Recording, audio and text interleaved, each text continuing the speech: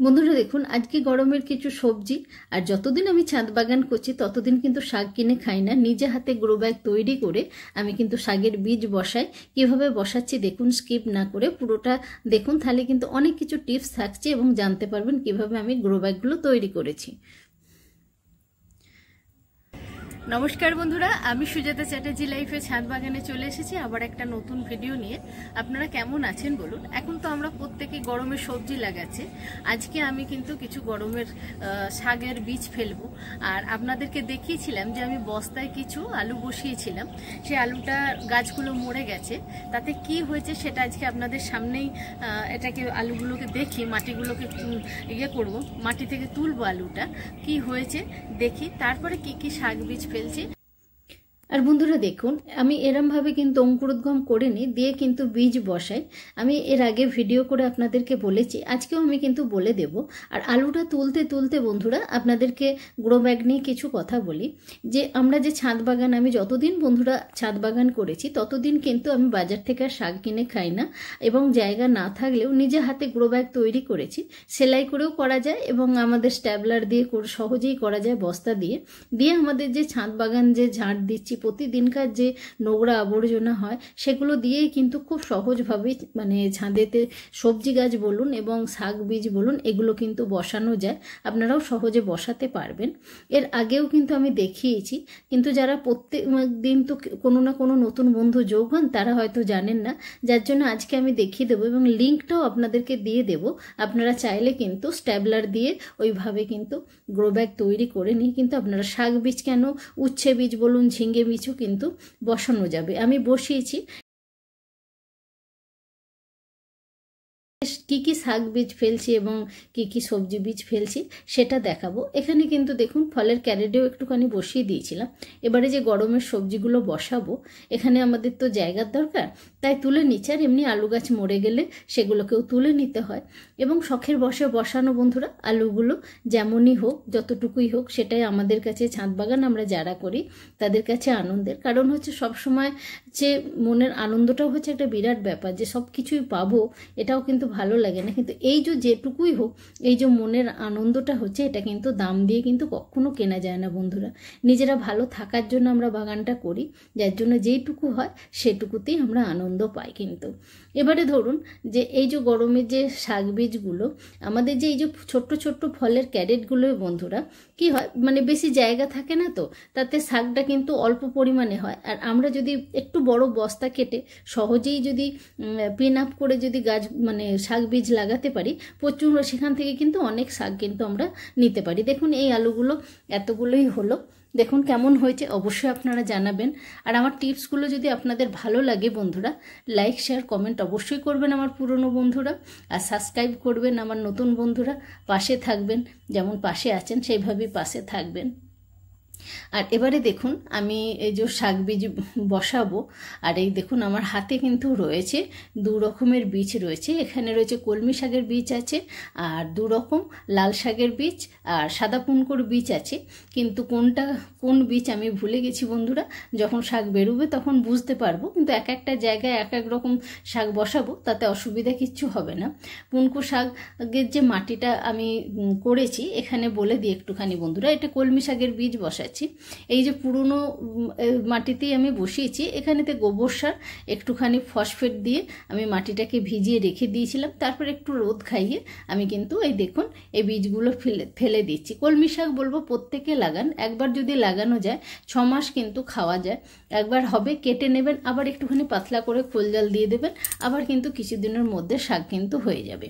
আর এই কলমি শাকের বীজ কিন্তু যারা বসান তারা তো জানেনই, আর যারা নতুন তারা কিন্তু, যেমন ধনে বীজকে আমরা বসালে যে মাটি খুব ভালো করে চাপা দিয়ে দিতে হয়, এই কলমি শাকের বীজটাও কিন্তু সেই রকমই খুব ভালো করে কিন্তু আপনারা এইভাবে চাপা দিয়ে দেবেন, দিয়ে জল স্প্রে করে দেবেন। আর জলটা যে স্প্রে করবো আমি কিন্তু দেখিয়ে দেবো এই ভিডিওর মধ্যেই কীভাবে স্প্রে করবেন। আমরা কিন্তু মগে করে জল ঢেলে দেবো না, তাহলে এগুলো আবার ফাঁকা হয়ে যাবে। দেখুন এই বোতলে মানে মুখটা আমি কিন্তু ছুঁচ গরম করে ছিদ্র করে নিয়েছি, দিয়ে এবারে কিন্তু এইভাবে যদি জলটা দেয়া হয় তাতে কিন্তু মাটিটা সরে যায় না, খুব সুন্দরভাবে কিন্তু শাকগুলো হয়। আমি কিন্তু শাক বীজেতে এইভাবে জল স্প্রে করে দিই, তাতে কিন্তু আমার সুবিধে হয় বলে মনে হয় বন্ধুরা।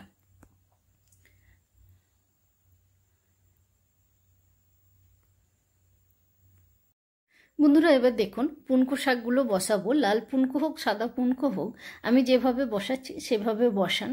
আর দেখুন মাটিটা দেখে বুঝতেই পারছেন একদম ঝাড় দেওয়া মাটি। এইভাবে ছড়িয়ে নেবেন, ছড়িয়ে দিয়ে যে একটা কাঠি করে হোক বা খুরপির ডগ দিয়ে হোক নেড়ে দেবেন। আর আমি যে পদ্ধতিতে জলটা দিলাম সেই পদ্ধতিতে জল দিয়ে দেবেন, তাহলেই কিন্তু হয়ে যাবে। আর বন্ধুরা এই যে গুঁড়ো ব্যাগটা দেখতে পাচ্ছেন কতটা চওড়া, আমি কিন্তু আপনাদেরকে এর মধ্যেই কিন্তু পার্থক্যটা দেখাবো যে ফলের ক্যারেটের শাক করলে আমরা কতটা পেতে পারি, আর এরকম নিজে হাতে গুঁড়ো ব্যাগ তৈরি করে আমরা কতটা শাক পেতে পারি। আমি এই ভিডিওর মধ্যেই আমি কিন্তু দেখিয়ে দেব আপনাদেরকে যে কোনটা বেশি সুবিধে।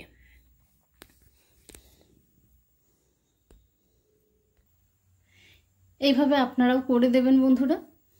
আর এবারে দেখুন এখানে কিছু কুমড়োর বীজ আছে, কুমড়ো বীজগুলো এখনও কল বেরোয়নি। আর এটা দেখুন চিচিঙ্গার বীজ আছে, কত সুন্দর দেখুন অঙ্কুরোদ্গম হয়ে গেছে। এখানে আমি আর এখানে হচ্ছে তরমুজের বীজ রয়েছে। এটা শখের বসে বসাবো বন্ধুরা, জানি না কেমন হবে, একটা হলেও সেটাই আমাদের কাছে বড় পাওনা হবে। রাত্রের বেলাতে আমরা কিন্তু সারা রাত বীজটাকে ভিজিয়ে রেখে তারপরের দিন ছেঁকে আর এরকম একটা কটনের কাপড় দিয়ে সেটাকে জড়িয়ে একটা টাইট কন্টেনারের মধ্যে রেখে দিলেই কিন্তু খুব সুন্দরভাবে এরকম অঙ্কুরোদ্গম হয়ে যাবে।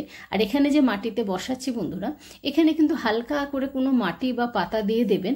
খুব বেশি ভারী মাটি দিয়ে দিলে তখন কিন্তু গাছ বেরোতে চায় না, তখন কিন্তু এই বীজটা নষ্ট হয়ে যায়। এই দিকটা কিন্তু খুব ভালো করে খেয়াল রাখবেন। এই দেখুন আমি যেরকম দিচ্ছি এরমভাবে দিয়ে দেবেন, শুকনো পাতা দিয়ে দেবেন, তাতেই দেখবেন সুন্দরভাবে কিন্তু গাছ হয়ে গেছে। আমি কিন্তু এই ভিডিওর মধ্যে আপনাদেরকে দেখিয়ে দেব গাছগুলো যে বেরোচ্ছে, সেটা কিন্তু আমি আপনাদেরকে দেখিয়ে দেব। এগুলো বন্ধুরা অন্য কোনো জায়গায় আমি বসিয়ে দেব।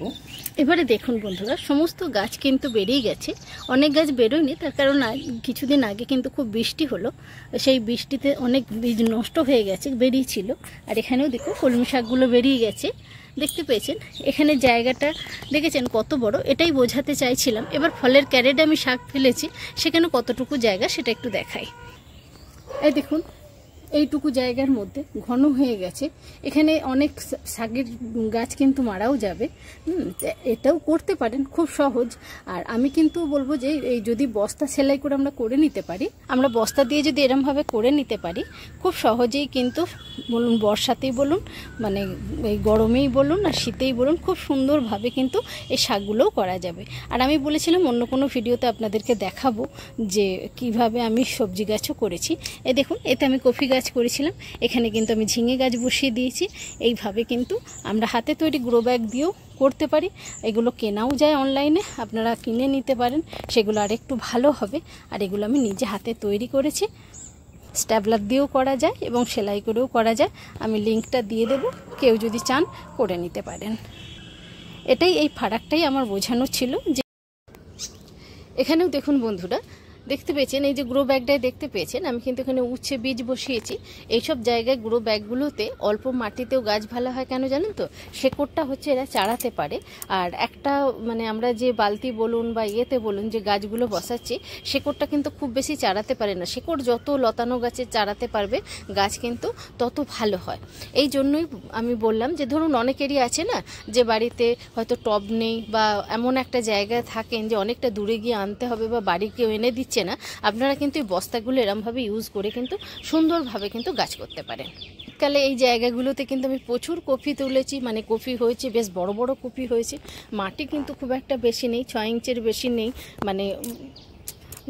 আর এই দেখুন চারিয়ে যেহেতু রয়েছে, এটা মাটি নয় বন্ধুরা, আমি কিন্তু কাঠের গুঁড়ো পাতা অনেক কিছু দিয়ে নিয়ে ভিডিও আমার আছে, আমি সেই দিয়ে মাটিটা তৈরি করেছিলাম। বর্ষাকালে কিন্তু এই মাটিটা তুলে দেব, তখন আমি আবার ভিডিও করব কি করব। কিন্তু আপনারা কিন্তু খুব সহজেই কিন্তু এইভাবে দেখতে পেয়েছেন এগুলো করতে পারেন। আর এই ছোট ছোট যে ফলের ক্যারেটগুলো বন্ধুরা, ওগুলো 20 টাকা করে দাম, প্যাসেজটা একটু ছোট, ওগুলোও করতে পারেন, ওগুলোও কিন্তু ভালো। যেভাবেই হোক একটু বাগান করুন বন্ধুরা।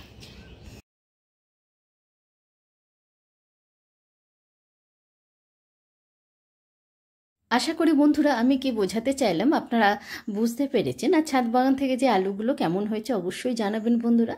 আর যারা এখনও গরমের সবজি ভাবছেন বসাবো, বসিয়ে ফেলুন। রোদের তাপটা বাড়ছে ঠিকই, কিন্তু আমরা তো চেষ্টা করছি, হচ্ছে। আপনারাও আশা করি করতে পারবেন বন্ধুরা।